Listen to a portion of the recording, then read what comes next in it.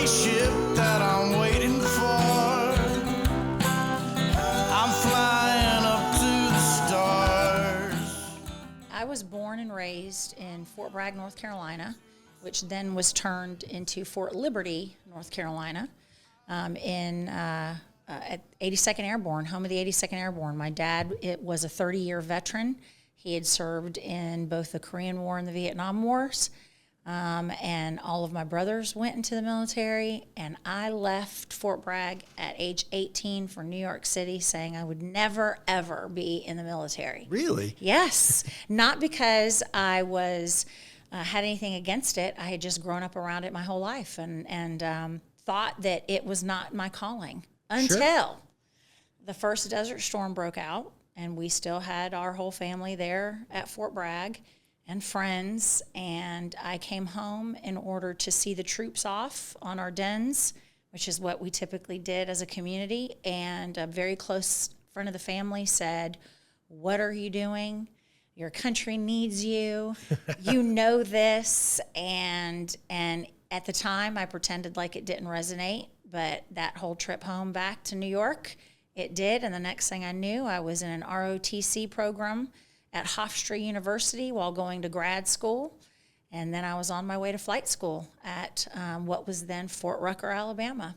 And then I was a Black Hawk, a UH-60 pilot, and I thought I was going to see the world. And my first duty station was Fort Bragg, North Carolina, home of the 82nd Airborne. But it was an amazing place to cut my teeth in terms of being in the military. So we've never had, believe it or not, you are the very first helicopter pilot Oh, that we have had on this show. Wow. So can you tell us a little bit about, like, did you go in wanting to fly a helicopter? Yes. Yes. So when I made the decision that, yes, this is my calling, I want to definitely serve, I want to be in the United States Army, I also made a very conscious decision that I wanted to do something really cool. Right. And at the time, the only combat arms, this is back in 1992, 93 time frame, the only combat arms that females could do at the time was aviation. Okay. And so that seemed like the best way to kind of do cool stuff. And I was very fortunate, I was blessed with, at the time, great eyesight. Right. And that's a big that was one of the requirement. things. Yeah. And wasn't too tall and wasn't too short and passed the FAST test and all those things. And absolutely, when I tell you, it has by far been one of the biggest things that I'm most proud of in my life was serving our country and the men and women that I served with in aviation. And just, it has been a complete blessing, not only to me, but to my family in terms of having been a part of that. You said that you had already started to go to college at that time. Then, what was the intent for a major? Oh gosh, you would ask me that. So when I had this vision in the 80s in high school that I was going to be the next Barbara Walters in communications. So I got the degree that gets you no work whatsoever as a bachelor's, which was a communications degree, and then spent about a year and a half living in New York City, thinking I was Carrie, from Sex and the City, working at Time Warner Publishing and doing all these really cool things. And that's when Desert Storm hit. So my pathway into becoming an officer in the United States Army and into flying was really different because I did ROTC through grad school, which meant that I was going to go to your normal basic training at Fort Jackson, South Carolina, the same basic training that my dad had been a drill sergeant at, decades prior. Because that was going to negate the first 2 years of ROTC for me. And then when I graduated from grad school, which I did a master's in education, I pinned on my butter bar as a lieutenant and was on my way to Fort Rucker. Wow. So it was really neat. So what was the first, did you think helicopter at first, or were you initially thinking jets? No, always helicopter. The United States Army, what we fly are helicopters. Now, rotary wing. Now, there are, we do have your fixed wing fleets, but that's for further down the road if you decide to transition into that type of flying. For me, it was all about at that time being operational and having troops that I could take in or take out and just really do some cool missions, which later on I was able to do. So you didn't stay just at Fort Bragg then? No. Or was it Fort Bragg? What did you? It was Fort Bragg, North Carolina, and then went on to South and Central America and Honduras, which was, my gosh, such an amazing experience because there, all of your missions were real world missions, not just training. Right. So you think medevac, you think counter drug interdictions, you think going to other countries within South and Central America and doing work for them. It was absolutely the most amazing experience being there. Came back and then was at Fort Lee, Virginia for quite some time, and is where I had my command. And then shortly after that got out so that we could, my husband was a special forces officer at the time, and got out so that we could start a family because... Did you meet him in service? We did. We met in service to our country, and he stayed in for 23 years. Very proud of his service and what he did. But at some point, one of us had to make the decision if we wanted a family. Right. Mommy and Daddy couldn't continue to do the things that both of us could not continue to do what we were doing. So I was more than happy to do that. I did not see leaving the military as a sacrifice. I saw it more as what I would now gain in service to my country, that now I could have a family and feel safe about it. Yeah. So you came out with a lot of aviation experience, and also you had an education and communications degree. Right. When you first came out, I'm sure that it was lots of family taken care of, but at some point then you've thought about other ventures, right? Yeah. What was the next thought? So kids kind of consume you. And we got out and adopted our first, and a year later, miraculously had another, and then a couple years later, miraculously had twins. And it was all cute and cuddly when we had 4 kids under the age of 4, and then they grew up and became teenagers, and you can imagine what that's like. But, thank goodness they're amazing kids.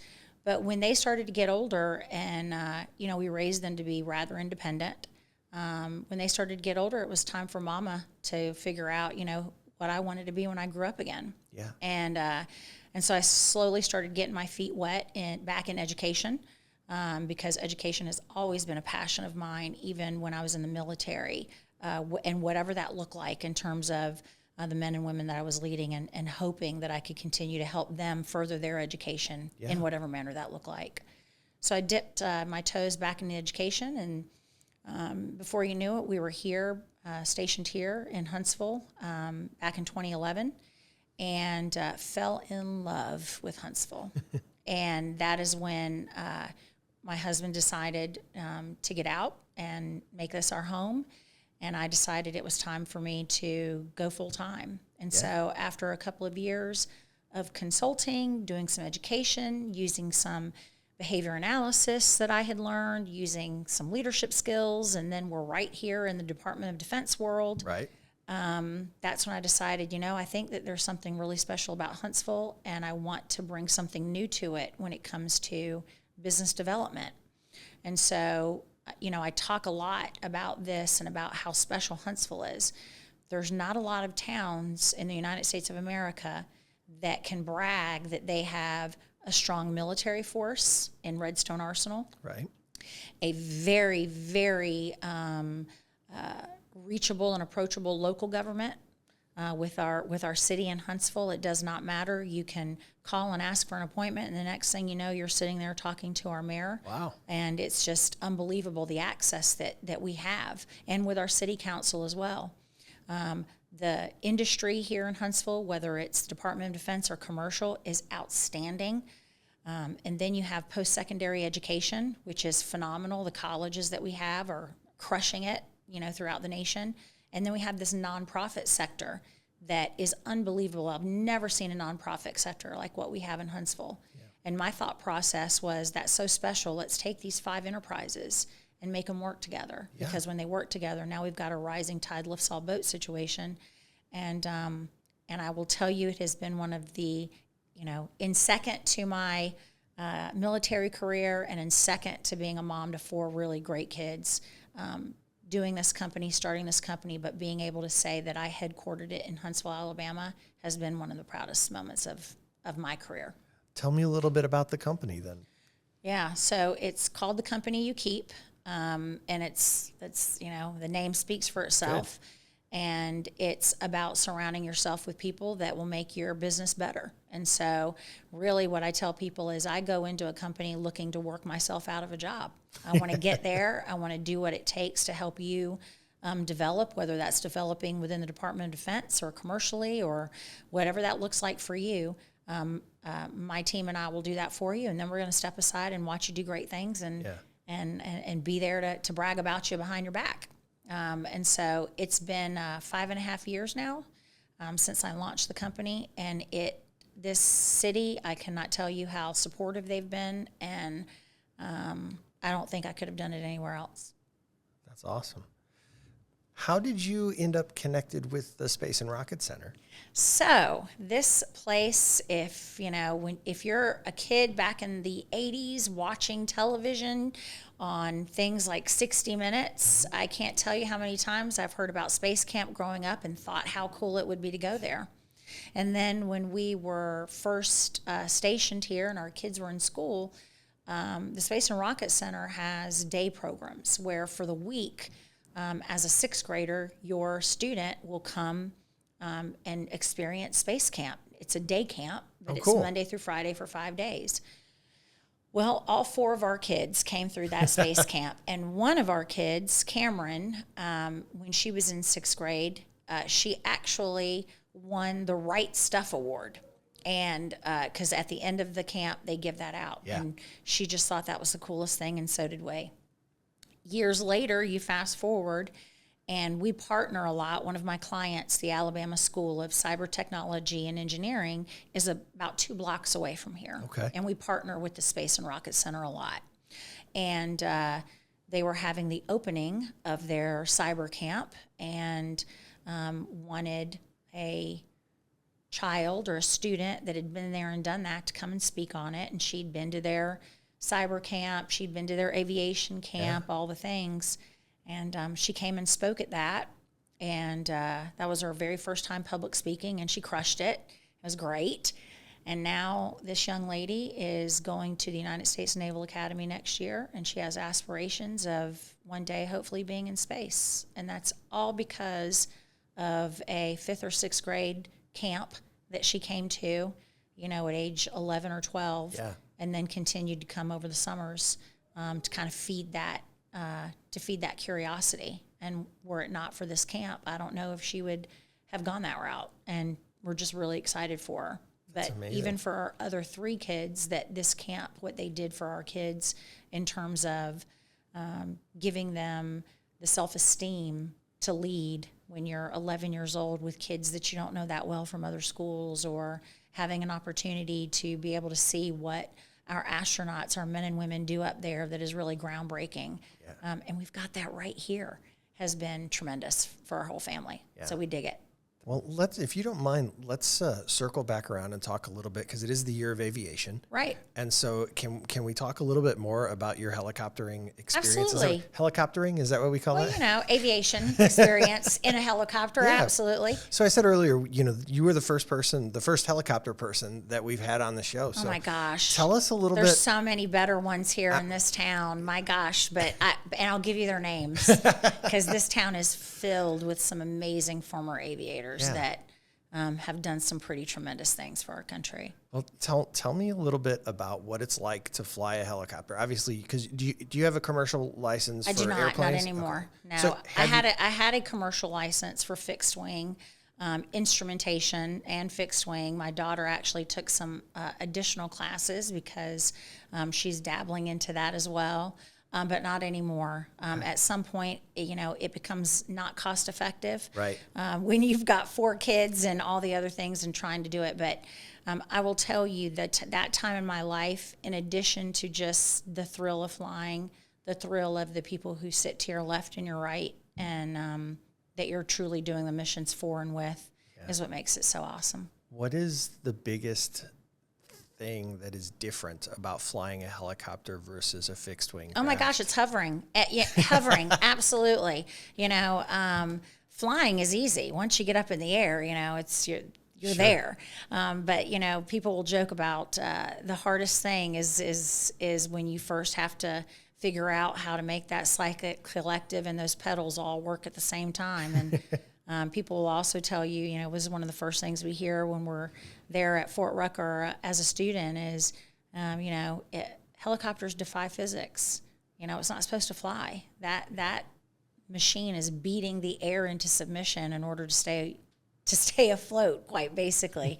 But it is an absolutely amazing experience, and you truly feel at some point when you start to really get the ins and outs of how those beautiful machines work, you feel like you're part of it. And there's some pilots out there that can make that aircraft sing. And we're really fortunate that they're still out there doing the missions that, we won't hear about for several decades to come. Yeah. So is there anything you can share that would be like, something really cool that you got to do? I think some of the coolest things that I myself got to do was while in Honduras, those real world missions, and whether that was, we were able to go to Venezuela in 1999, at the end of 1999 and beginning of 2000 during the mudslides that they had, and doing what initially started off as search and rescue and then turned into recovery missions, unfortunately. But that was pretty interesting for me as a 20-something-year-old to go to another country like that, a country that, quite frankly, at the time wasn't very welcoming to us, and yet here we were trying to do humanitarian assistance because that's how the United States operates, and seeing what other countries were willing to do for that. That was a really exciting mission, and I feel like we did a lot of good. Other instances would just be being a part of the 82nd Airborne, and in addition to being able to be a helicopter pilot, being able to jump out of those helicopters and airplanes that the Air Force was flying with us. But really cool experiences that, quite frankly, I know that had that family friend of ours not said, hey, your country needs you and what are you doing, I would have never been able to have. And so even when, I have stories about what happened in flight school or lessons that I learned from commanders or cool things that we were able to do, for every one story I have, there's about 20 more that others have as well. So it's just been a phenomenal start. I consider that the start of my adulthood. Yeah. And it's just had second, third, and fourth order positive impacts on my life. And it's something that I wouldn't trade for the world. And I'm just so excited to see what comes next out of the world of aviation. Have you let them know how that one phrase, that one thing they said to you changed? Oh, yeah, absolutely. I sure have. And there's been so many other phrases, whether it was from, our instructor pilots at flight school were Vietnam pilots, Vietnam vets, the mentors that we had, commanders that I had at the 82nd Airborne and beyond, that are still in my life, that still check in, that still know the names of my kids, that know the names of, all of their soldiers and what they've gone through and how they've achieved. And I've tried to emulate that and do the same. And it's just been amazing to hear, the impacts that not only you have as a person when your folks come back and tell you that things that you just said in passing but meant had such an impact. So I try to go back and do the same. I think the biggest thing is, right now in the world in which we live, and we're truly trying to, within our military, we are trying to save, the most important factor is human life, right? And so the military and the processes that they're doing and the things that we're trying to implement in terms of technology is all to save human life on the battlefield for us. So I'm very fascinated to see what's coming in the future in terms of unmanned, in terms of what our government, what our military can do, what aviation can do, even if it's the private sector, in order to make those missions not just mission completion and success and, hey, we did everything that we were supposed to do, but also what more can we do in order to make sure that we're saving that the human life that we have in those cockpits and in the back of those aircraft, because it's important. What about yourself? Do you think, what's next for you? Oh my gosh, I just turned 55 this year, and I'm still trying to figure out what I want to be when I grow up. So I don't know what's next for me. I know that whatever is next for me, it will be in the town of Huntsville. We have lived here longer, since 2011, longer than my husband and I have ever lived anywhere in our whole lives, especially, once we became military. Yeah. And it is by far, in all the places that we've lived around the world, it is by far our very favorite. And so whatever the future holds, I know it's going to be here. Amazing. Well, as we wrap up, we always ask the last couple of questions are the same on every episode. It's kind of our bookend. Okay. So the first question is, if you had an opportunity to go into space today, would you go? Oh, yes. Hands down. Like that, absolutely. I'd go today, tomorrow, the next day. I don't know what I want to be when I grow up. You just now figured it out for me, an astronaut. So, yes. Okay. And then the other question is, if you could give somebody, a young person, advice who is considering going into a career in aviation or Right. in the military or if they want to be an astronaut or even just a communication, or even a communications Yeah. person, what kind of advice would you give them? I think that the definition of leadership, it starts with service. And I say that to every young person I can talk to, as well as when I'm doing coaching for executives or if I'm just talking to my friends. Mm-hmm. Leadership means service. And if you can approach every leadership decision you make when you're speaking as a leader, if you put service first, what's best, not for me, but what's best for the people that are in my charge, I think that your decision-making becomes fantastic, and that's what sets you apart in terms of your leadership. So I think that leadership is definitely a trait that can be learned. It does not need to be something you're born with. It is a habit. Like every other thing that we do, it is a behavior like everything that we do. And so we need to practice that. And so it's service to others that are in your charge.